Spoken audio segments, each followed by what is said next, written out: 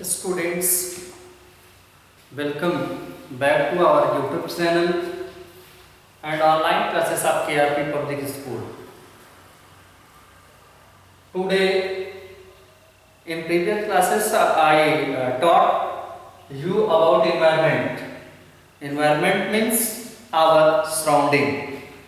Our surrounding is environment, and इसे divided in four parts. First, lithosphere. Second, hydrosphere. Third, biosphere. And fourth, atmosphere. तो ये आपके four part है environment के. Lithosphere. Lithosphere क्या है? What is lithosphere? The earth crust consisting soils and rocks. पृथ्वी की वह ऊपरी सतह जिसको भूपर्वती क्रस्ट कहा जाता है, जिसमें कि स्वेल मिट्टी और रॉक्स हो, उसे हम क्या कहते हैं? लिथोस्फीयर. क्या कहते हैं? लिथोस्फीयर. इस क्रस्ट में आपके जो भी मिनरल्स हैं, minerals means coal, rocks, all types of rocks, coal and petroleum and gases.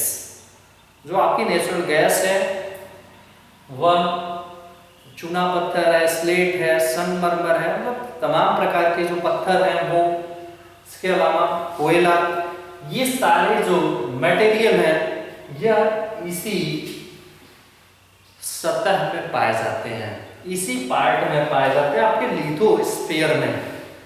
तो पृथ्वी का जो ऊपरी आवरण है जिसे भूपर्वती या क्रस्ट कहा जाता है, तो क्रस्ट के अंदर जो भी हमारे मिनरल्स हैं वो मिलते हैं. स्वेल और रॉक्स, इन सबको मिलाकर के हमारा क्या बनता है? लिथोस्फीयर बनता है. लिथोस्फीयर में हमारी पृथ्वी की जो आउटर लेयर है, आपको पता भी है, जब मॉडल ऑफ अर्थ आप पढ़े हैं उसमें आपको बताया गया है कि पृथ्वी की जो ऊपरी सतह है उसे क्या कहते हैं? क्रस्ट. उसके बाद आपका मेंटल और फिर कोर. ये तीन पार्ट आप पृथ्वी के पढ़ चुके हैं. तो ये आपका जो क्रस्ट का पार्ट है जिसमें आपके मिनरल्स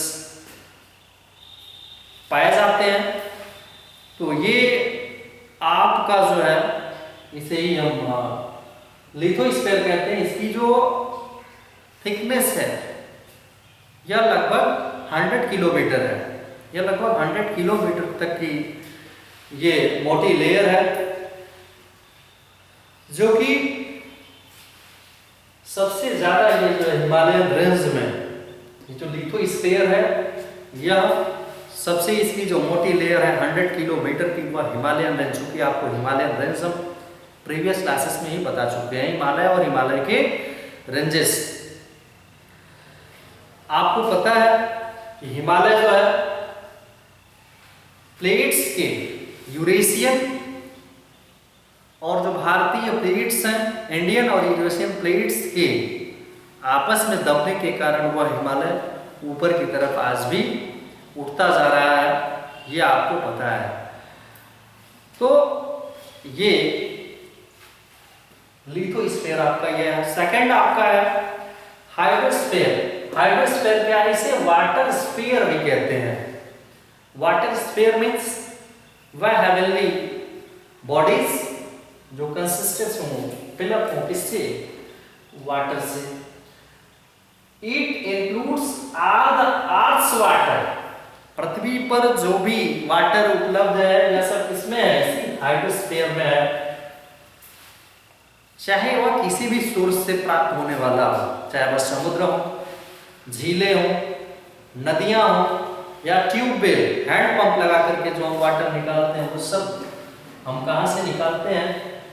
हाइड्रोस्फीयर से. तो जो भी हेवनली बॉडीज हैं वाटर की, या हमारे पास जो उपलब्ध छोटे मोटे पॉन्ड्स, लेक, ये सब है, सब इसके अंतर्गत आएंगे, हाइड्रोस्फीयर के अंतर्गत आएंगे. इसमें आपका ओशन, स्ट्रीम्स, ग्लेशियर्स, झीलें, जो ग्राउंड वाटर है, जो हम ट्यूबवेल लगा करके निकालते हैं, ये सब किसके अंतर्गत आएंगे? ये जो है आपके हाइड्रोस्फीयर के अंतर्गत आएंगे। थर्ड हम आते हैं biosphere, all living organism, plants and animals where live, जहां हम रहते हैं, जीव जंतु, पेड़ पौधे जिस लेयर में है, जिस पार्ट में है, उसे हम क्या कहते हैं? बायोस्फीयर। यानी जहां जीवन संभव है, जहां लोग रह सकते हैं, वही क्या है? बायोस्फीयर है। बायोस्फीयर में आपका सभी लिविंग ऑर्गेनिज्म, प्लांट्स, ये दोनों आते हैं। हाइड्रोस्फीयर और बायोस्फीयर, ये दोनों जहां होंगे वही हमारा क्या है? जीवन संभव है। यदि बायोस्फीयर पे हाइड्रोस्फीयर ना हो तो हमारा जीवन संभव नहीं है। पानी के बिना क्या हम जीवित रह सकते हैं? यानी कहीं ना कहीं हाइड्रोस्फीयर किसमें है? इस बायोस्फीयर में ही है, क्योंकि जो भी बॉडीज हैं वो हमारे आसपास हैं। आप देखते ही हैं ओशंस, वो भी आप देख सकते हैं, अभी पॉसिबल देख सकते हैं फ्यूचर में अपने।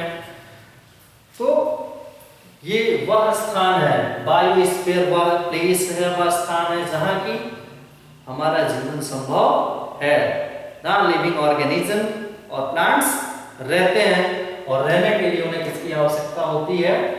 हाइड्रोस्फीयर, वाटर बॉडीज की आवश्यकता होती है। थर्ड आपका जो है वो फोर्थ एटमॉस्फेयर। एटमॉस्फेयर बहुत पहले से आप पढ़ते हुए आए हैं। एटमॉस्फेयर क्या है? The body of air which surrounds our planets. हमारा होम प्लैनेट कौन सा है? Home planet earth. जहां हम अर्थ पे रहते हैं, आपको पता है कि अर्थ में ये जो थिक लेयर है, एक एयर की जो पूरी लेयर है हमारे प्लैनेट के चारों तरफ, वही क्या है? हमारी एटमॉस्फेयर है। और एटमॉस्फेयर हमारे लिए अत्यंत उपयोगी है। यदि एटमॉस्फेयर ना होता तो क्या होता? तो जो भी सनरेज आती हैं, सूर्य की सभी किरणें, वह हमारे पृथ्वी पर डायरेक्ट पड़ती, और जब डायरेक्ट पड़ती तो अल्ट्रावायलेट रेज हमारे पृथ्वी पर आती, जो हमारे स्किन और आंखों के लिए काफी हार्मफुल होती है। इसके अलावा जो पृथ्वी का टेम्परेचर है, दिन में आप देखते होंगे और रात में अनुभव करेंगे, गेस करेंगे, दिन में ठंडा लगता है या रात में ठंडा लगता है, तो आप कह सकते हैं, कहेंगे भी कि आपको ठंडी कब लगती है? रात में। क्यों? क्योंकि उस समय पृथ्वी का जो टेम्परेचर होता है वो कुछ डाउन हो जाता है, और यदि यह हमारा एटमॉस्फेयर ना होता तो हमारे पृथ्वी का टेम्परेचर -100 डिग्री सेल्सियस तक चला जाता रात में, और दिन में यही टेम्परेचर 100 डिग्री सेल्सियस पहुंचता। दिन में हमारा ब्लड हमारे शरीर के अंदर उबलने लगता। ये कंडीशंस होती यदि एटमॉस्फेयर नहीं होता। इस एटमॉस्फेयर में आपको पता है कि जो मैक्सिमम जो पाई जाने वाली गैस है वह आपकी नाइट्रोजन, और नाइट्रोजन लगभग आपकी मैक्सिमम जो गैस है वह नाइट्रोजन आपका जो है 78% 79% क्या है आपका?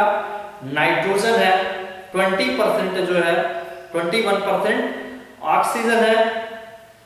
तो 78 और 20 जो है आपका 99 होता है। बाकी जो 1% है अदर गैसेस हैं, जिसमें बहुत सारी गैसेस हैं जिसके बारे में आप आगे जाने वाले क्लासेस में पढ़ेंगे भी। तो ये आपका था एटमॉस्फेयर, जो हमारे लिए क्या है? बिल्कुल बहुत ज़्यादा यूजफुल है। तो ये एटमॉस्फेयर हम अभी पढ़े। एनवायरनमेंट के 4 पार्ट, लिथोस्फीयर जो पृथ्वी का ऊपरी आवरण है जिसमें मिनरल्स पाए जाते हैं, हाइड्रोस्फीयर जो भी वाटर बॉडीज हैं, पानी जहां भी मिले वह क्या है? हाइड्रोस्फीयर। बायोस्फीयर जहां पे जीव जंतु पेड़ पौधे हो वो सब क्या है? बायोस्फीयर। और एटमॉस्फेयर पढ़ा हमने क्या? हमारा जो होम प्लानेट अर्थ है वह चारों तरफ क्या है, हवा के एक आवरण से घिरा हुआ है, जिसे हम क्या कहते हैं, एटमॉस्फेयर कहते हैं। और एटमॉस्फेयर हमारे लिए क्या है, अत्यंत आवश्यक है। अब हम जानते हैं इकोसिस्टम। इकोसिस्टम क्या है? तो हमारा जो है ये इकोसिस्टम अलग अलग होता है, और जो अर्थ की सरफेस है वह इन्वायरमेंटल इकोसिस्टम के द्वारा ही दिखाई जाती है। पेड़ पौधे और एनिमल्स के बीच का जो एक दूसरे के ऊपर निर्भर होना, यही क्या है, इकोसिस्टम है। हम क्या करते हैं, प्लांट्स पे डिपेंड है अपने फूड के लिए, और फूड हम पे डिपेंड है, प्लांट्स डिपेंड है हमारे ऊपर किसके लिए, कार्बन डाइऑक्साइड के लिए, कि हम कार्बन डाइऑक्साइड नहीं देंगे वो अपना भोजन नहीं बना पाएंगे। तो इकोसिस्टम क्या है? तो इकोसिस्टम आपका एनिमल्स, छोटे मोटे जीव, प्लांट्स, मनुष्य, जानवर, ये सबका मिला करके ये जो एक संतुलन बनता है, संतुलित जो एटमॉस्फेयर है, वही क्या है, इकोसिस्टम है। इकोसिस्टम इसके अलावा इकोसिस्टम अलग अलग जगहों पे अलग अलग भी होता है। जैसे हम अपने घर में अपना इकोसिस्टम बना लेते हैं, छोटा सा गार्डन, छोटा सा घर, एक कुत्ता एक बिल्ली रख लेते हैं, या कुछ पशु रख लेते हैं, हमारा इन्वायरमेंट वो पूरा बन जाता है, यानी हमारा इकोसिस्टम क्या है, वह है। अब इन्वायरमेंट भी मैन मेड ही होता है। इन्वायरमेंट नेचुरली हमें नहीं मिल पाता, अब हमें मैन मेड ही होता है। मैन मेड इन्वायरमेंट है क्या?